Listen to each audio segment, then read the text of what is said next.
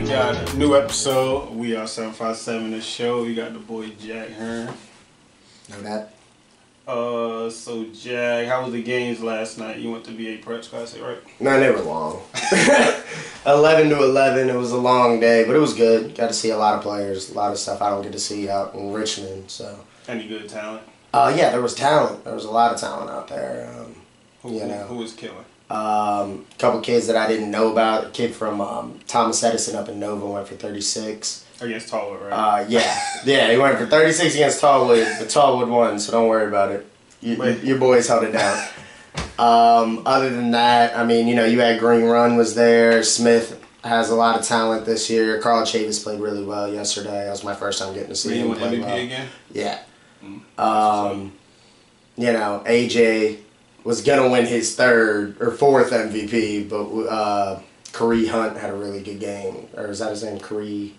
I know you're talking about. Yeah. He's a new Sorry about that, Karee. I can't remember your last name. He's a new one, right? Yeah, he had a really good game, and it was his birthday, and they blew the team out. So he won MVP that day. But it was a lot of talent. How was the Lansdowne and John Marshall game? Because that was a game I was going to go to, and something happened. I mean, I lived up to the bill as the best game of the night.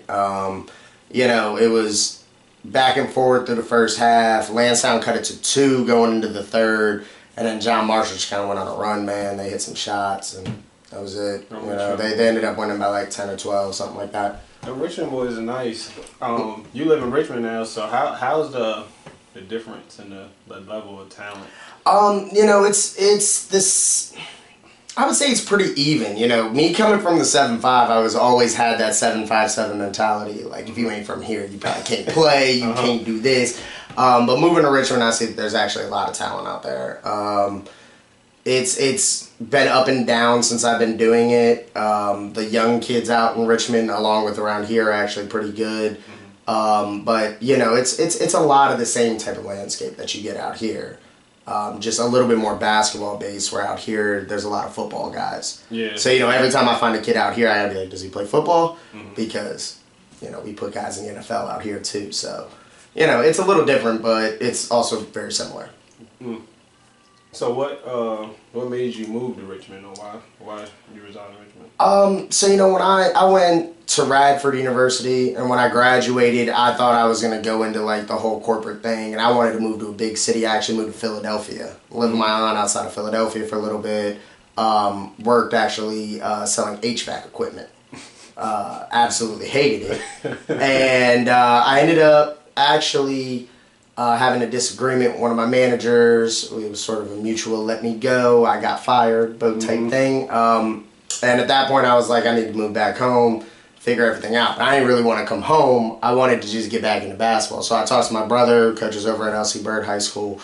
And he introduced me to this guy, Corey Pegram, who had started doing Vantage Hoops.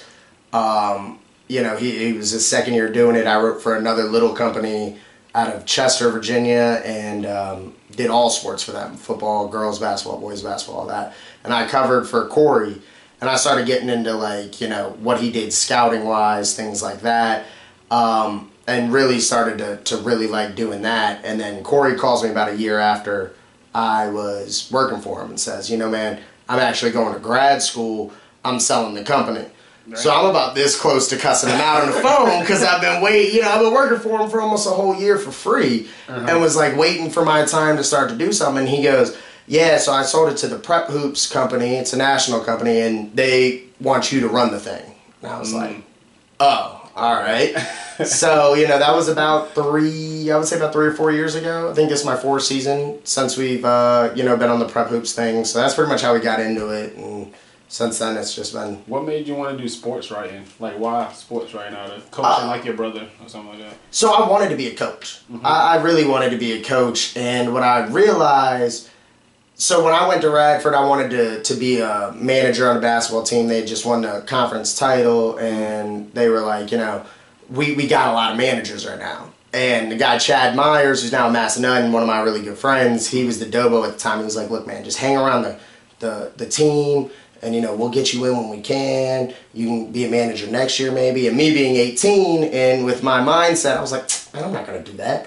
You want me to be behind the guy that gives water to everybody? Like, man, I'm not gonna do it. So I didn't do it, which wasn't very smart, but I actually ended up coaching high school ball out there. I was an assistant, I was a volunteer assistant at Pulaski High School, which is outside of, it's like the next county over from Radford. And what I noticed when I coached them was, and we did a lot of the same stuff we did at Kempsville and things like that, but we didn't do it with the same intensity. We didn't do it with that. Really, it was a lesson as to like how not to coach more than anything. And so at that time, I kind of lost interest in it. And one thing I've always been just kind of naturally gifted at is writing. You know me, I talk all the time, but sometimes I don't think about what I say. Writing, it's like I can, no, let me take that back. I've always been a really good writer. So I didn't even major in journalism. I majored in public relations. But I always did a little like side writing and things like that just to kind of stay sharp and stay in the game. And once I started doing this stuff with Corey, it just kind of, I was like, this is what I want to do. And especially once I started getting into the scouting aspect of things, I really enjoyed doing that and helping kids. And the way I looked at it is coaching, I can help, like 15 kids, maybe 30 if I coach another AAU team or something. But like this, I can help hundreds and hundreds of kids every year. So that's why you do, that's what I'm about to ask you, why high school and not like for college or something like that? I got into the high school stuff because I had connections in high school. I didn't play college basketball, so I obviously didn't have like connections in that or anything like that. And when I started to do it, I really enjoyed it. The first time that I had a coach hit me up on Twitter and be like, yo, do you have contact information for this kid? Like, tell me about this kid, stuff like that. I was like, wow, man, I just by tweeting, after I built a little bit, just by tweeting about this kid scoring 30 points in a game, I've got coaches like, hey, man, what do you know about this kid? And I like, it made me feel good, like I'm helping a kid who didn't get seen. I'm helping a coach, when I started building relationships with coaches and helping them find kids, like, I really enjoyed doing that. So it's like helping build a program and also helping kids, go to college and play basketball. And that's the thing, like, I do a lot of stuff with some big name guys and things like that, but I get just as much joy out of getting a kid a Division II offer, getting a kid, some looks by some Division IIIs, helping my Division III clients out, things like that are just as exciting as me watching, D1. Yeah, the high majors, yeah. You got the opportunity to see Melo play, right? How was that? So I was the hype what it is. So I've always been a little critical of the Balls because I just don't. Really, it's fascinated me how they've blown up the way that they have. The way that Lavar just kind of waited. Lonzo got on. He starts talking some crazy stuff, and me, man, I see a parent like that every day. Yeah. Every day there's some parent talk about how great his kids are, how good he was, things like that. And but he got the national platform, and people loved it, and they just kind of ate it up. So like, I've never really been a huge fan, because I always felt like he was just kind of full of it, But I've never took that into like. I think Lonzo's a great player. I thought LiAngelo was a very good player. I loved watching his kids play. I just didn't always like the buzz around it. So I got a chance in Vegas 2 years ago when you were there, when Zion and LaMelo showed up, and everyone was like, yo, everyone in the world's going to be there. I was so fed up with it at that point, because that was when the show had just come out. He's doing crunches on the sideline. I'm like, man, what is he doing? So I was like, I'm skipping that. I didn't watch Zion and LaMelo play. I went and I watched some other stuff. $1 million game. Yeah, I went and I watched some other stuff because I was like, I'm not going to be a part of that zoo. When he came down to Petersburg, I was like, okay, man, this is like a real high school game. I'm going to go watch him play. And the thing that I came away with was that he is as talented as they say. I mean, he's honestly very similar to his brother. Great physical traits, great length, great athleticism, great feel for the game. Okay shooter. I thought he was going to be a great shooter because I saw him shooting from half court when he was 15. I was like, yeah, he's going to be doing this all day. But, he has pretty much all the tools. What it is that, he's dad has made some questionable decisions with him. So to me, I did a whole piece on it. At the end, I did my good, average, bad, all that. I evaluated him. I said, man, he's a blue blood player. He's that good. Top 10 to 20 type kid in the country. And if you were to go in the draft, I would say conservatively, probably like mid first, late first. But with all the stuff that's going on, you just don't know. Yeah. And that's the thing about it. You know, with Lavar, with everything that comes with it, he's beefed with a NBA coach already, stuff like that. I just don't know if that's going to hurt him. But as far as talent goes, LaMelo Ball can play. If he can. Yeah. Yeah, I mean, I'll be watching the show a lot. He looks like he's nice. He just looked like he's just young. Yeah, I mean, and that's the thing with him. You know, the bad stuff I talked about was, you know, his body language. He looked disengaged. Yeah. He seemed to care more. His shot selection, he's catching and shooting the first shot that they don't need to shoot. But, you know, you see rows and rows of people that are there to film him. I mean, at some point he knows that they're there to see him. He's going to go, you know, and to me it's like I would rather him make the right play, do the right thing. Because that was the thing, when he moved the basketball, when he drove and kicked, like that's where he was really shining. But, you know, 15 and 10 assists don't sound as good as 30. Yeah. You know, so like he took some shots like that, you know, he made some unnecessary plays and showboats and stuff. But I just feel like it's almost like he's played professional basketball. He's, you know, played at the top level against top. He comes out here to Petersburg and he's like, you know, it's a show. It is what it is. It's a show. Whenever they put it, you know, he was like, I can turn this on whenever, I can turn it off whenever. And, you know, we'll have to see if, I hope when I see him against really good competition, he's able to, you know, keep that intensity and play hard throughout the game. But, like, when he wanted to, he turned it on. That was a big issue with it. But at the same time, he's a national like celebrity, child star, essentially. He's a kid superstar, and he's still 17, you know. And so obviously he's going to be a little immature. He's been given everything, and he's on national spotlight. So yeah, he's going to be that way. Do you think he's able to play college basketball? Well, I don't think so. I know that the argument is that he never accepted money, and I believe that. I don't think that he touched a dime because why would he have to? Dad can pay for everything with what he's making. But the issue with the way that Lavar basically challenged the NCAA, you know, like, we don't need you for my kids to be able to do this. We'll do it this way. And I think that the NCAA is not, you know, even if they're going to find a way to keep that out because they just, you know, it's like walking up to a police officer and talking mad smack to him when he puts you on the road. What I did. You know, well, you deserved it. You know, you went and talked all that stuff. But so I don't know if he's going to be able to play. I don't think so. I think he's probably going to end up in the G League next year with the new parameters they're trying to set up. I think he'll be probably a star in the G League and then enter the NBA draft the next year. That'd be good. That'd be definitely good. Yeah. But I would think, like, you know, a lot of the kids with, like, the national spotlight, like, what's the young Jake Newman? Julian Newman? Yeah, I would think he got crazy offers, but he don't. He only got, like, 1 or 2 D1 offers, and they low major. And you would think, because they always on social media, of cameras always following them, why you think that? I mean, I think that Julian Newman is an example of why we have to be careful with young athletes. I mean, he was labeled as like the news was doing stories on him at 8 years old of him being able to dribble the way that he was dribbling, him being able to shoot the way he was shooting at 8 years old, you know, and he was labeled as going to be the next big thing. The fact is, you know, a lot of stuff happens between the time you're 8 and the time you're 16. A lot of that has to do with physical maturity. Yeah. The kid's 5'4". You know, he's 5'4". He dribbles a lot. He can really pad it, but he dribbles a lot. He's a volume shooter.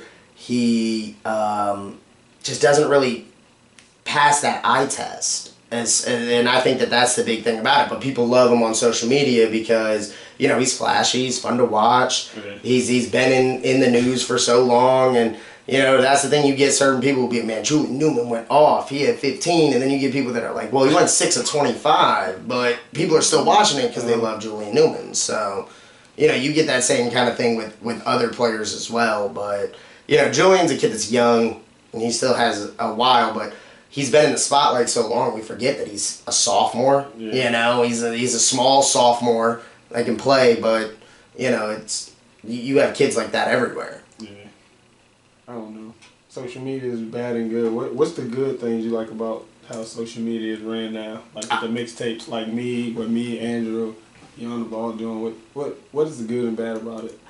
I mean, without social media, like guys like me, guys like you, guys like Andrew, you know, we wouldn't really exist. Yeah. I had to build my brand through social media. I went to a bunch of random games. When I first started, I had a coach be like, "Who are you? You don't know what you're talking about." You know, I had to go to different games and build a following and of coaches and stuff. They all find me on social media. That's what I tell kids. Social media can be a really, really good thing for kids if they use it the right way. Because coaches can find you, they can see you, they can see that you carry yourself well. But if you don't use it the right way, it's not good.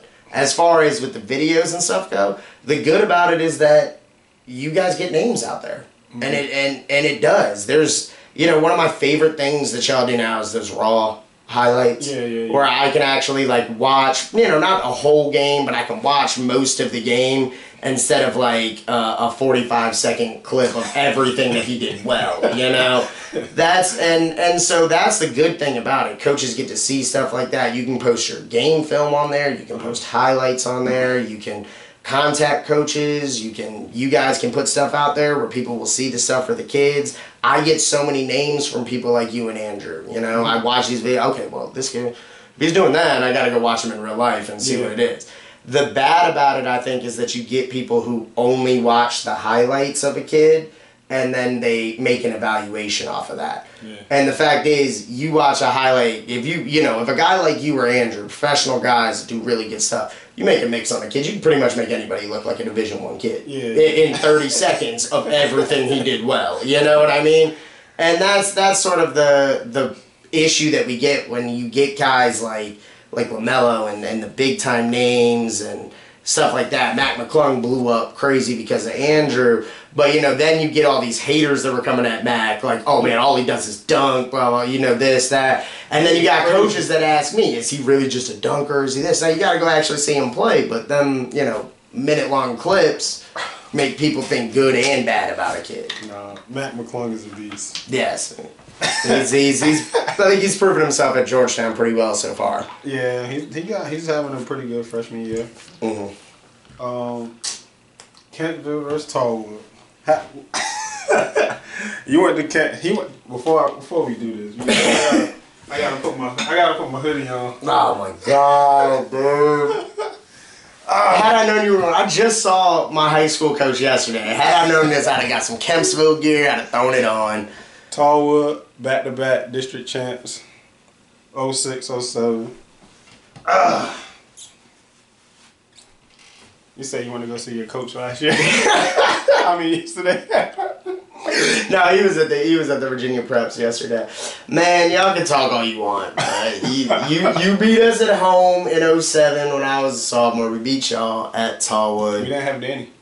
Oh, you gonna say that really? We didn't have Danny Johnson. We won by 16, dude. Like, Danny was a different type of player. Oh man. No, that was such a great time for the Beach District, man. That old I feel like school. Nobody has no real rivalries in the area. You know, I think it's a mix of the fact that I remember thinking when I was in public school, and that was right when the mixtape started happening. Ball was like, and Hoop mixtape came out in like 08, 09, stuff like that. And I'm seeing all these kids that are going to like private schools. Best kids go to private schools. Best kids go to private schools. And I was like, Virginia hasn't really been that way. At least not in our area. You know, we had Dawkins and Pledge over at... the first person I seen over at Shores. Private school was Pleasure. Yeah. I never heard of it. Collegiate has some kids over there, but they had been at Collegiate forever. It's not like they just transferred, you know.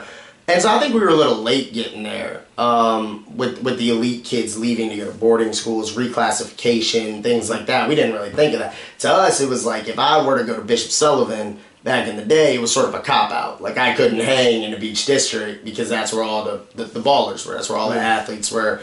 You know, it's what it is. Now, I mean, I think it's a mix of that. I think it's the fact that the VHSL changed their format from the 3A to the 6A. Mm-hmm. So now if you look at it, you know, Tallwood's 6, Kempsville's 5. Yeah. We're 2 miles away on the same road. They could both but state championship. yeah, you know, we don't got to play each other in the playoffs when it matters.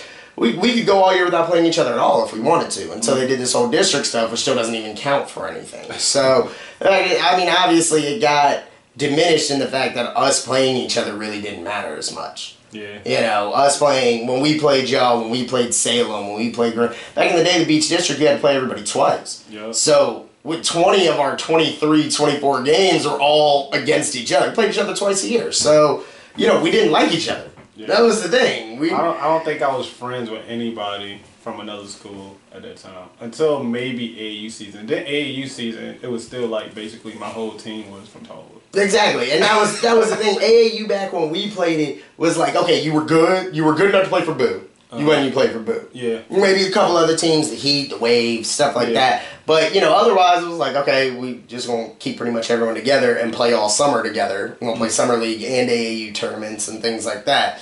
And that's pretty much what it was. Now it's, I go over here and I play with this team, and then I'll switch over to this team, and I go to camp with this team. So I know everybody. Yeah. You know, the top 100 guys, it's like a fraternity now. Like, if you are ranked, you know everybody that's ranked. You played against them or you played with them. You're boys with all them. You guys talk on social media. Like, we ain't have all that stuff. So, when I went to Tallwood, guys that went to Kempsville Middle with me that went to Tallwood, we didn't talk. At that point, we didn't talk. You know, that's pretty much how it went, you know. And it's crazy because Tallwood District is, like, right across the street. Like, that side of the street. Like, I think here they go to Kempsville Middle, but they go to Tallwood High School. Yeah, and that was like my best friend was on was in, what was it, Sunnyside? Right across from College Park. Literally, you're separated by a street. That's what it was. This side went to Kempsville, that side went to Tallwood, and it was where I lived. It was Salem. Salem was on that side of the street, and Kempsville was on this side of the street. So, you know, we went to middle school with each other, and then we'd leave and just kind of not see each other until we played. When we played each other, obviously we didn't like each other. So, I mean, I think that you just don't get that much because there's so much camaraderie with kids now. They play AAU together. They play different teams. Why do you think kids, like, would leave, like, they'll go to a school every year, different school every year. Like, the top kids be doing it, the lower kids, why is that? Why nobody just stays 4 years loyal to one school? I think that it's, again, it's part of the whole culture. You got to look at everything as a whole. So we've got the big blow up of AAU, you know, in the past like decade. We have the social media blow up. We have the mixtape blow up. We have all these people that do this now. I can see where they would be like, how would you feel if I was at a public school averaging 22 points a game and nobody's coming to watch me, but I see this guy like going to Cape Henry or Trinity or whatever every other weekend. It's like, man, why? I'm not getting that love because I'm not at that school. That's kind of how I think that people see it. They see me giving love to this guy, this guy, this guy. You know, oh, if I was at a bigger school like that. The fact is, I believe that my job would be obsolete if it was something like that. My job is to find you if you can hoop. Yeah. You know what I mean? And so that means I'll probably have to hear from you, hear about you from somebody or something like that, but I can sort of see how kids would look at it that way. Like, oh, this coach ain't letting me shine here, so let me go to this school. Or this, I'm not getting no love here from everybody, let me go to this school. And the fact that you're allowed to transfer pretty much as you want. Yeah. As long as it's like, I think you can't go to more than 4 or 5 schools. That's pretty much it. So I can go to a different school every year and not have to sit out nothing, not have to worry about my classes not transferring credits, you know, like you would have to in college. It's free reign. So I can pretty much just up and move or up and change schools if I want to. It's not working out here, move here. The fact is, those kids that go to 4 high schools, it is a red flag among college coaches, because basically what we're looking at it as is you didn't like something that was going on at this place and you just up and left. Yeah. So in other words, if like college coaches are recruiting you, they're going to look at it as, oh, he gonna come into one thing, he's not gonna start right away, or the first time he faces adversity here, he's just gonna pack his stuff up and leave.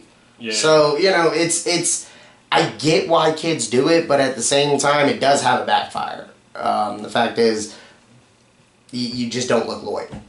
Yeah, I don't know what it is. I think it has a lot to do with a lot of AAU coaches as well getting involved with the kids. They're more involved because they can get any kid they want, and then they sway them to go to a certain school or something like that. But I mean, absolutely, and the fact of the AAU culture, the fact that I can just play with this team and it's not working out, I can go over to this team. Yeah. And kids get used to that. That's why our transfer rates are so high in college. That's why they're so high in high school. The fact is, like, they get used to it. And I feel like it also sometimes comes from parents. Like, yo, my son's not getting it here. And instead of making him earn it, we're just going to move him over here. You know what I mean? Like, every situation's different. Yeah. So I'm not saying all of them are that way or all of them are bad. But, like, a lot of it I feel like has to do with the fact that they're used to just being able to pick up, move over here. Especially if you're a wanted player, I'm not getting it over here. I can just go to this other team over here. They begging me to play for a while. And then that coach coaches AAU or coaches high school over here, so I'm going to go to high school with that guy or something like that. So, it's a mix of everything. Yeah, I hear from a lot of the coaches now that the parents are way too involved now. They not letting their kid earn what they, I don't know. It's just like they're not letting their kid earn it. They rather just, I don't know. It's really frustrating for me because, like once I hit adulthood, it kind of makes sense where, okay, you don't just start at the top. You always have to work your way up in whatever it is that you're doing. And the fact is that 90% of parents, probably 99% of parents have experienced that within life. And then I wonder why, for some reason, they don't think it really has to apply to their kids in this sport. You know what I mean? Oh yeah, you didn't start as the head of the company. You had to work your way up. But, my son should come in and immediately start. Or, shouldn't have to earn it or things like that. So it's really frustrating in that. Like, you're not teaching your kids to fight through adversity and work for what they want. Basically, you're teaching them to just kind of get up and leave. And then the other ones, when they just confront coaches about it, when did this start happening? When did this start happening? You know what I mean? Yeah. I think because of Lavar Ball, because of what he did with his sons and how big he got his sons, I feel like they could do that as well. But your sons have to be good, or your daughter have to be like good. Basically. I see what you're saying. Like I said, this isn't anything new. Like, we've always had parents. There was always that one crazy mom or crazy dad. You guys probably had it. We had it at Kempsville. Shout out Harrison. It was your mom, dog. Your mom is nuts, King. But yeah, that's my guy too. But we've always had that loud parent, that crazy one. Usually back in the day, it was like they cheered too loud or they screamed at the coach too loud from the sidelines and stuff. But I think that one thing that's starting to come in is like, you got to be realistic about your kid, and kids got to be realistic about themselves. For starters, every kid wants to be D1. Every parent thinks their kid is D1. We have a saying in the scouting service that high school coaches are going to over-evaluate their kids by a level. Parents are going to over-evaluate their kids by 2. So if the kid's a D3 kid, they're going to think he's a D1 kid. If he's a low major kid, they think he can play at UNC. It's just how it is. Like, so I think it's the fact that everyone, stick up for your child, and your child's special, and I get that, but it's not a fair world. So if you think your kid's getting treated unfairly, he's going to get treated unfairly in life. It's what happens. What are your DMs like from parents? Because I know mine is crazy. I get them from kids, elementary school kids. I'm like, yo, varsity kid, like. The thing is, when I first started doing, I was talking about this the other day. When I first started doing this, I used to want to make connections with parents, with coaches, with kids, invite them to our events, do things like that. And the more that I started to kind of get into it and get a reputation and stuff, the more I actually started to just ignore people. It's not like I mean to like big time them or anything. I just don't want to deal with it. Like, I'm trying to do a job. I never try to do anything that's going to hurt a kid. Yeah, I got parents out here that are screaming at me that I'm not giving their kid love, or that they're My favorite is when they tell me that they're disappointed in me for not mentioning their kid for something, and I'm like, okay, you know, so your kid's the only one that's supposed to get love, is the way that I look at it when people say stuff like that. So, I mean, I have parents that are really good to me, you know, thank you so much for everything you do. I had one that offered to buy me a sweatshirt from the school that his kid committed to because I've been covering him for so long, you know. I have people that are really, really good, but then you have people who, that hit you like that. But at this point, I've just started to ignore them because to me it's just not really worth my time. Yeah. You know, I know, you know, it's sort of like when haters yell at you, you know, the best thing to do is just ignore them. Yeah. Keep doing what you're doing and do it well. That's what I do. But I look at these stuff too, just so it gets to the scene. You get a screenshot, you send it to your boys, you have a good laugh about it, you know, what is this person talking about? Yeah. It's crazy. Yeah. So you say you talked to senior coach Hicks. We want to talk about you at Kempsville. How was the Kempsville atmosphere? You and your brother played. Was there any like competitive nature between y'all two growing up? I mean, I tried. The fact is, I mean, I'll freely admit this on camera and everything. Chris, you know, I think I beat you like twice. You know, my brother. Chris was fast. Yeah, my brother could play, and you know, I used to call him white chocolate at Kempsville, right? Absolutely, you know, they call him the white weapon out there in Richmond. He could play, so you know, it pushed me to try to make myself better for the simple fact that I was bigger than my brother and still couldn't beat him into one game where size really matters. You know, how old is he over you? He's 3 years older than me, so I always had. It was also always that big brother, little brother kind of thing. Like I could play my best, and he wouldn't want to lose to me. He'd get to fighting me before he lost. You know, like so. He was always just more talented. He worked a little bit harder than me, I would say, especially when he was younger. I was a multi-sport guy. We both were, but, you know, I was into baseball a lot when I was younger. Okay. Started getting into basketball. My brother got really into basketball, so he'd take me out to play and do stuff like that. But, you know, Kempsville really wasn't great when we first showed up. You know, my brother played JV as a freshman. As a sophomore, he was called up to varsity, and at that point, that's when Hickman came in, was Chris's junior year. And he changed Kempsville basketball. You know, that's sort of what it is. But there was the right group for that to happen, too, with Anthony Vonner, my brother, Davon Washington, you know, Mark. Big time. Yeah, Big Time wasn't there yet. But, you know, like, it was a group that wanted to be good and wanted to be better than what it had been. So, like, growing up watching them, that's kind of what we wanted. And I came in as a freshman when, you know, I played JV as a freshman and sophomore. I had to earn my way, you know. And, you know, my sophomore year is when we were really good. That was the year after my brother left, when we had Davon, Denzel, Aaron Brackett. You know, we were 6'10", 6'8", 6'7". You know, that was when you were a senior. And it was, you know. So we went in thinking we could beat anybody because of this fact, and we knew how hard we worked. We knew that we had done that. Once all that had left, you know, like my senior year, we had our best player was ineligible, another one got hurt, you know, and we had a rough senior year, and it's just kind of been that way since, you know. But like seeing them change the culture, it always made us want to be like that. I just don't think we quite had the talent that those kids had. You know, the kids that came before us were just better than what we were. It's not like we didn't work. We did the same thing they did. They just were better. He's been getting a lot of y'all in college, though. That's where I think a lot of kids are preferring to go to Kempsville. Tallwood. I mean, the thing is, Hickman is connected. That's what people don't know. You know, in Maryland, he won 2 state championships. He coached at Bowie State. Coach Monty Williams, who's a NBA assistant coach right now. You know, all sorts of college kids and things like that. Came down here and people don't really know him like that, but the fact that like he's a terrific coach. He's a little old school, but at the same time, you know, he knows his stuff. He's connected with everybody. If he doesn't know, you know, people, the fact is he's got me. He's got other people. You know, he's got people. Like he's super well connected, and anything that I need, I typically go to him for it first. So the fact is he knows what it takes to get kids in college. He knows people in college to get the kids in.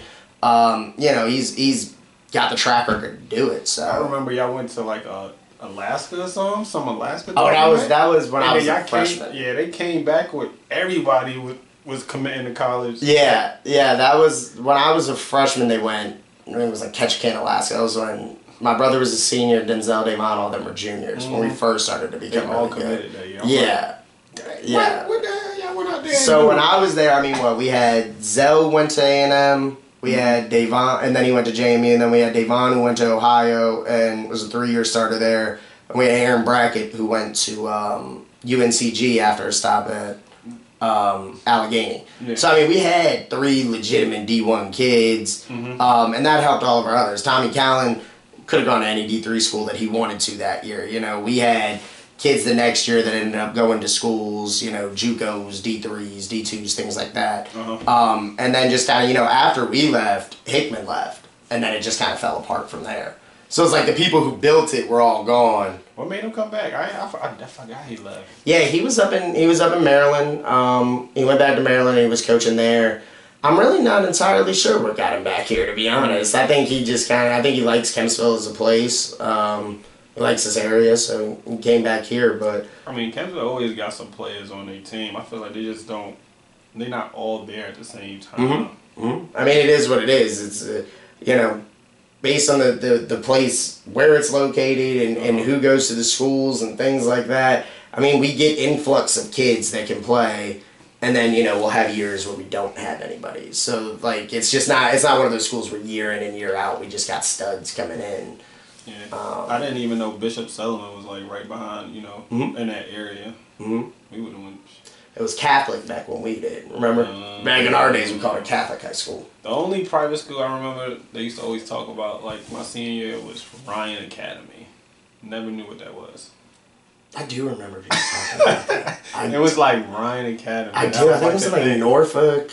Somewhere or something like that. Yeah, I remember that coming because Nashard played there. My boy Nashard played there. And I had no idea what that was. But it was the same. We had a kid that left Kempsville and went to Tabernacle Baptist. I did not know what Tabernacle Baptist is. What it is if you go right up Providence to, you know, past Woodstock, over that little bridge, take a left. There's a little church right there. Yeah. That has a school where like 80 kids go. And so, like, he went there, and we were like, dang, he's averaging like 25 points a game. I talked to this guy who was a referee. He was like, yeah, dude, nobody plays there. So, you know, we didn't, I think Norco was good when we were here, you know, with Dante Hill and Keith, and then Shores got good. Yeah. And other than that, I mean, I think Shores blew this area up. Yeah. Because of the talent they had, and then they was playing a lot of places. And then I think Shores built the blueprint for what Cape did. You know, once Shores had those kids, and then Cape came right back with, you know, 5 Division I kids in a 3-year span. Yeah. You know, I think that really changed the landscape of how it goes down here. At that time. Yeah, I watched them make plays. I was like, whoa. Oh man, yeah. Whoa. Yeah. Chris Clark, Marcus Evans, those were some tough kids, man. Yeah. Devin. Good team. Devin Hall. Yeah, good team, man. So what does it take to be a D1 kid coming out of this area? What do D1 coaches look for in a kid? So I mean, you know, I've talked at this camp for a while. One of the things that I want to point out is that like a lot of what it takes to be a D1 kid, you can't really control. Like the difference between a Division I, you know, power forward and Division III power forward is about 4 inches, if you really think about it. So if you got a 6'4" power forward, he can be just as good as that 6'8" power forward. Average the same numbers, do this. He's a D3 kid and the 6'8" kid's a D1 kid. Like things like that you can't control. Yeah. The way that I say for people, I mean, you got to control what you can when it comes down to it. So it's both on and off the court. So many kids in this area and Richmond and other areas do not take academics seriously until it's too late. Yeah. And I mean, that's the thing about it. So that's one of the things that really holds kids back from being D1. But I say the biggest thing about it is just kind of balling out is the way to get your name out. And then you just have to have the right traits and roles for whatever position you are. So basketball is such a role-oriented game. Not everybody's a superstar. Yeah. But everybody's just as important. You know, you got to play with 5 players. 2 might be your superstars, but 5 got to be out there. So you got to find a way to be that other guy. So, point guards are ones that need to be smart. They need to be dogs. They need to shoot the basketball. They need to make right decisions, things like that. Wings, it helps if you're athletic. Sometimes you can't control that. Otherwise, shooting the basketball is the big thing right now. Yeah. As a wing, you have to be able to shoot the basketball. I've got, kids that are 6'5", high major athletes that, can kind of shoot it, but not shoot it, and that's what holds them back from being the next level up. You know what I mean? They're mid-major kids that would be high major if they could shoot it. There's so many kids that are fit the right mold but don't shoot the basketball well enough. You shoot, you can play anywhere. So that's it. I think shooting the basketball as a wing is a big thing. Defending is always a big thing. Any position you're at, you do not want to be the guy that's, oh man, yeah, he can score, but who's he going to guard? That's a big thing. So I say defense keeps you on, shooting, or defense gets you on, shooting will keep you on. But it's a different mentality. You've got to do the right stuff on the court, the right stuff off the court. You've got to work hard.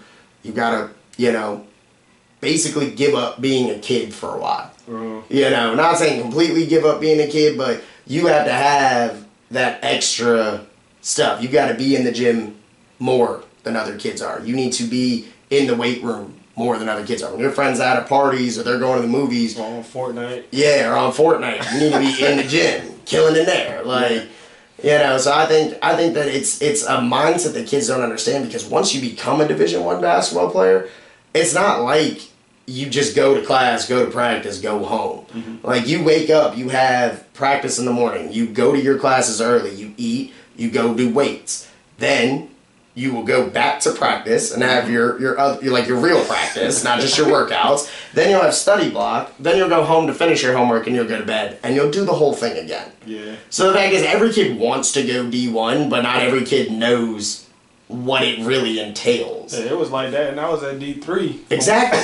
exactly what it is. Yeah. So, and that's the thing, there are certain kids that are naturally gifted that are going to be able to get it done. I always laugh at the post where it'll be the kid who's like, man, I've been doubted my whole life. And I'm like, you're 6'8" with a 40-inch vertical. You ain't been doubted at all. Like, who's been doubting you? And obviously not everyone's going to have that. But, it's just making sure you do the right things is probably the best advice I can give kids from the beginning. It's got to be something that parents and coaches put into kids from the first time that they step into the basketball court as a freshman. Do your schoolwork, stay out of trouble, stay in the gym. Yeah, I feel like schoolwork, I don't know why the kids having hard time with schoolwork. Like, I always talk about Gerard Simpkins. I thought he was, like, for sure out of here. When I first seen him play, I never heard about him. This first time I started doing mixtape, I went to go see Tallwood play Bishop. And then he dunked on somebody. And I was like, who is he? And then just seeing him score 40 on Cape Henry, didn't shoot the basket one time, all dunks and layups. I'm like, yo, who is this kid? And then he goes to Brian and Stratton, and I'm like, and then I hear it was his grade situation. I mean, we all know the stories about kids who, man, he was the real deal, but he got in trouble, or his grades weren't good, or this happened.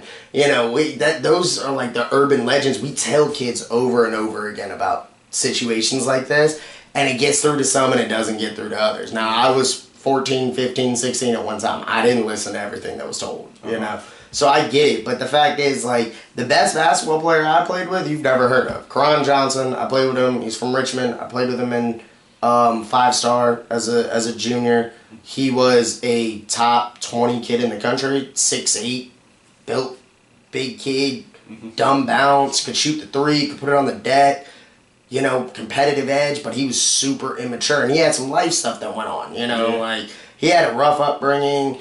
But he so they tried to send him to a different school. He got kicked out of that school. He went to another school, got kicked out.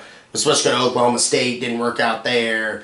Didn't work out, at a JUCO. So, he just bounced around so much, ended up at, like, Shaw University. Yeah. I mean, this kid was a bona fide, like, NBA prospect, but never got there because of all the off-the-court stuff. So, it's stuff like that. Like I say, everybody's like, what will make me a D1 kid? You really can't control all of that. But just controlling what you can is the big thing.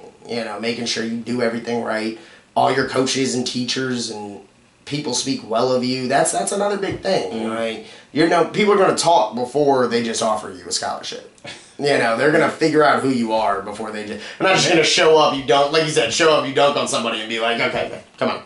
That's not how it works, because their jobs are on the line. So you've got to make sure you do everything and control what you can control. Yeah, I definitely feel you on that. I don't know. Man. What's the best player you ever got to see blossom, like a player that was like nobody and then just blossom, or like you knew he was gonna blossom? There have been a lot. One of the kids I remember seeing, and I'm not gonna say like it wasn't obvious, but Big Dave McCormick was a kid that I saw in 15U. That was a stacked 15U team he had on Team Loaded. It was Keldon Johnson, him, DeAndre Thomas, who's over at Samford, Regier Bolton, who's over at Penn State. Unbelievable 15U team. I saw Dave for the first time, and I said, man, if that kid loses 50 pounds, he'll be a top 30 kid in the country. Yeah, I recorded him when he was at Norfolk Academy, and then he went to OK. I was like... And and that was the thing. I showed up and saw him in a scrimmage the first time at OK. I was like, dog, you need to put some of that weight back on. Like, how'd you lose it all so fast, But, there's kids that I've seen turn the corner. Robbie Baran was the kid this summer that, Robbie goes to collegiate in Richmond. He reclassed. He had, like, one Division I offer at his public school. He reclassified, went there. This summer, he went from, offers from, like, Mount St. Mary's and Lafayette and, these things. And then all of a sudden, it turned into William and Mary and Richmond and, CAA schools and things. And then the next thing Boston College offered, Georgia Tech offered, Wisconsin offered. So, like, throughout the summer, you just kind of watched it, like, grow from... and the thing is, every kid thinks when they reclass that's going to happen. Robbie went from being 6'6", somehow he had a late growth spurt, he's 6'9" now, So, I mean, he was the kid that you saw as like, man, he's got potential. When I saw him at Tucker, I was like, he's got potential. He might be a Division I kid. And then, 2 years later, he's grown into, he's going to Northwestern now. He's going to play in the Big Ten. When I was like, calling Patriot League schools about him, so like it's good to see it. I'm not gonna sit here and say I call all of them or anything like that, but I'm trying to think of another one. Seeing Keldon grow, but we knew Keldon was gonna be what he was. Keldon had that dog in him from a very young time. The kid CJ Williams, who's at Howard right now, I remember being very, very excited about that kid and wondering why he didn't have that many offers. And now he's like, he's top 5 in the MEAC in scoring for 3 straight years now. Mac McClung is another one that, I watched him since he was a freshman. Oh, you did? Yeah. I watched tape on him as a freshman. I went and I saw him as a sophomore in the Chance Harmon Classic in Floyd County. And he's like this 5'11", he's 5'11" at the time. Was he dunking at that time? Super skinny. People told me he had bounce, and in warm-ups he was dunking, And I was like, he had one, first one he put it behind his head. Oh, what? He's patting it the way he pats it. I was like, dang, he's got some sauce to him for, And then he went off the wall. Like, he threw it off the wall to himself, caught it, full extension, and dunked it. And I was like, okay. Okay, this is gonna be some, and he played pretty well. And I mean, the thing about Mac is that with like Mac from that point to what he has become, like that's all hard work. And that's the thing. It's not like Mac went from 5'11" to 6'2". Mac didn't go to 6'8". Mac didn't go to 6'5". Mac, went from maybe he has a chance to like internet phenomenon, and what people don't see is all the work that he really put in. I like the scoring record. That was tough. Yeah. I mean, I know a lot of people out here a little upset about that one, but why? Because he didn't wear it. The kids wore the Iverson Who shirt. When there was a picture of him signing it and everyone got mad, and I was like, if you ever meet Mac, he's the kid he'll sit there and sign autographs 2 hours. He's not gonna tell a kid no because of the shirt. I think it's kind of ironic that he's at Georgetown now, where Allen Iverson did so well. Well, he played in the Iverson All-Star. Yeah, exactly. Jersey to don't. Yeah, Iverson won't think about that. No, of course not. Of course not. Yeah. You saw Iverson not too long ago. Remember that? Yeah. Iverson crazy. Yeah, that was a good time. Iverson, wild dude. What's so 757 kids. What do you think? Is there any hidden gems in this area that you think are gonna do something or has the potential to go D1 or not even D1 just to play at the next level? I mean, I think the thing about the 7-5 that I think is there's hidden gems everywhere.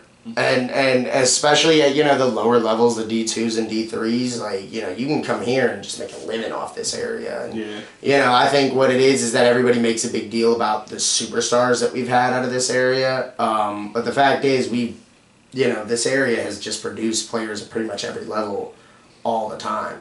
So, I mean, I think kids like, I think one of the big names, Jordan Battle, is a kid that I think is really going to blow up here soon. Yes. The fact that he doesn't have a Division I offer is absurd to me. I think Ashley James, once he goes to prep school, if he does go to prep school, that's what I'm hearing. I think that I don't think he'll go as high as like Sebron was. Yeah. But I think he'll have the same kind of thing where it's like once he goes to prep school, he's going to pick up 4, 5, 6 offers once it happens. But, Sebron's a great example of a kid that, waited and waited. We saw the potential when he was young, and then he just kind of worked and got to where he was, but, he took that slow ascent to it. Yeah. As a junior, he was good. As a senior, he was phenomenal. Goes to prep school. That's great. Everything worked itself out. He only played, like, really 2 years. Yeah. Juniors. But, I mean, it's like every time I'm out here, I end up seeing a kid that, I like. As far as, like, the seniors go, I said AJ. There's another kid I was just talking about. Yeah. Jordan, AJ. Yeah, Jordan, what about AJ. you think about Mike? Mike Christmas? Yeah. I think Mike's good. I've been on Mike since he was, a freshman. He was athletic and skilled as a young kid. He had that big frame, He hasn't gotten any taller. He's been the same kid pretty much. I think that he's a kid who, if he works at the next level, he's going to be fine because he can shoot the basketball. He's an explosive kid. He rebounds well. But at JMU right now, there's guys who play his position that are as big or bigger than him. They can do the same stuff. So he's going to have to work. But I like Mike's just kind of ability to produce night in and night out without having to really dominate the basketball. So many like superstars like him would bring the ball up the court for their team. He would be the guy that makes all the plays. Mike, you can put him off the ball and just kind of let him go, catch and shoot, go get rebounds, duck-ins, things like that. So I think he'll be fine. Who else? You got for me? Do you think Darion made the right decision to go to NC State? You're gonna put me on the spot, dog. I think that what Darion brings to the table is his versatility at his height. Like, he can really handle the basketball. He can guard multiple positions because of his length. So the thing is, right now he's playing the point over at Massanutten. I don't know if he's going to play the point at NC State because they've got Beverly, they've got LeCue coming in. They've got guards. So Blake Harris will be eligible. I think he just became eligible. They've got guards. So I don't know if he's going to be able to play with the ball in his hands or not. But I think that he can absolutely play at that level. Yeah. I don't know if he made the right choice as far as if he wants to play right away, But, I mean, I think he's earned the right to pick that choice, make that choice if he wants to, and go play at the highest level. But as far as whether or not, that's up to him in the end if he made the right choice. I definitely thought he was going to go to VCU. But see, now that's what VCU wanted him to run the 1, and at that point it might have even been talking about him playing either starting or being the first guy off the bench next year. So, but the whole time I was talking to him when he's been at Massanutten, NC State has been something. When he says it, his face, he wanted that. He's like, yeah, I'm waiting on NC State. I'm waiting on NC State. So I'm very happy for him. Why does a kid like Darion, you see how his senior year he didn't have all these offers? Why does prep school help that? Like help So prep school will help kids, and reclassifying helps kids who are late bloomers. Okay. And that's the thing. And I'm not here to say whether it's true or not, but my speculation would say he may have had some kind of academic issues, like whether he was a full qualifier or not. Because the fact is, I had, coaches calling me about him. He had proven himself. He probably would have had those late offers in April, when teams are trying to fill the guys who have transferred and stuff like that. So, to me, it seemed like that might have been an issue. I'm not entirely sure, but the fact is he had already made the name for himself, and then the prep school year just made the schools that were like, oh, we take him, but we don't have, now they can. So the fact is he showed, going to a military school, I think, shows that, you're willing to do what it takes, because it's not easy to go to military school. So, I think doing that, I think that probably became fully qualified. I'm not 100% sure about that. But on top of that, they're playing a level of competition that's really good. And Sebron's the best player on the team. Yeah. So, that's the thing. You go there, he's usually the best player on the floor. So, if I'm in an ACC school that was watching him at Lake Taylor, I'm not saying no offense to Lake Taylor or anybody that plays there or plays against them, but that competition is not the same as playing the elite post-grad schools of kids that, are going to look more like they're in college and play like they're more like they're in college. So I think that it's a mix of those. What's the most exciting thing about being like a sports writer, or why not why become a sports writer? What would you give advice to people that want to write about sports? I love it. That's the thing about it. If you're really passionate about something like we are, you talked about it with Drew and some other people. It's not like we get paid crazy money to do this. I do this because I've worked in an office and I hated it. I'm never happier. I love basketball. I love being there. So the fact is, that's why I do what I do and I work so hard. So, everything's great. Being able to meet some of the college coaches that I've met, going to some of the places that I've gone to. Yeah, that's probably the best part. Going to like new places that I ain't never been to. Yeah. Like Vegas. I ain't never been to Vegas. Yeah, exactly. And then for a parent pay for me to go to Vegas to see a kid or to see a team, just because she liked that I was doing the locked and loaded thing. She was like, "You're not going to go to Vegas?" I was like, "They ain't pay for me to go. I got you." And paid for me to go. I'm like, what? Like, I thought that was like the most pretty awesome thing. Yeah. Like, the fact, I get to see these kids who end up in the NBA, when I'm watching, like, as much as I like helping them, it's not going and seeing Zion and going and seeing Keldon and Jalen LeCuse and Miles Bridges and all these guys. Like, it's exciting to see them. And I get to be like, when everyone's like, man, he's good. Yeah, I saw him. I saw him when he was 15. I'm used to that. It's so cool to see kids before they really get like that, and be able to watch them develop. All that stuff's great. But I'm with you. I love the traveling. As much as I have to go to the middle of nowhere sometimes for stuff. The trips to Myrtle and Atlanta and Vegas and Pittsburgh and. It's all so much fun. So you've been to Gate City too? I have not been to Gate City yet. Andrew was talking about it. He was like, the farthest I've gone that area, I go to Floyd County twice a year. So Oak Hill plays a scrimmage every year before the season, usually against like Massanutten. Okay. And then, so I'll go down for that. That's the farthest trip I'll make in one day. It's like 7 hour round trip. It's terrible. And then I go there for the Chance Harmon Classic. Outside of that, I don't think I've been to that part of Virginia. I go to Roanoke and all that, but that's 2 hours south of all that stuff. I don't go down there. I live in Richmond in the middle. That's 5 hours. Yeah. That's a hike. Yeah. I did that 5 hour drive when I went to Radford and I lived here. Like, I can't believe Andrew drove 5 hours. It's so funny because when I was driving down here, I just called him. And he picked the phone up and he was like, "What's up, man?"